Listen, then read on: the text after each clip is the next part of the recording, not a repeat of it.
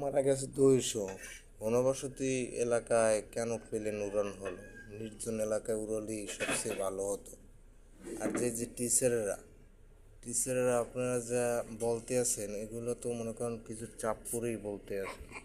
কিসের চাপ, কিসের ভয়? আরে ভাই, যার বাচ্চা সেই বোঝে বাচ্চা হারানো কি কষ্ট। মা বাপ হাহাকার হাহাকার করতে আছে, পাগলের মতো খুঁজতে আছে, কেউ পাইতে আছে না কেউ। তো বাচ্চাগুলো গেল কোথায়? আর সবচেয়ে মেইন হয়েছে আপনাদের যে বাচ্চাগুলো চলে গেছে, আপনারা মা বাপ সব এক জায়গায় হয়ে একটা লিস্ট করেন, সেইটা সবচেয়ে ভালো হয়। তারা যাই বলুক, কিন্তু আপনাদের তো সন্তান হারাইছেন, আপনারা সবাই এক জায়গা হন।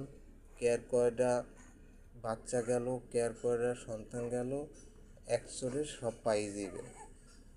তারা ভুলবশতই তারা উল্টোপাল্টা খবর করতে পারে। আর মিডিয়া ভাইরা, তোমরা তো কিছু জানো, তারপরও তোমরা প্রচার করতে আসো না, কিসের ভয়? এখন তার শেখ হাসিনা নাই। শেখ হাসিনার ভয়ে মানুষ পাগলের মতো করত, এখন তার শেখ হাসিনা নাই, কিসের ভয় এখন?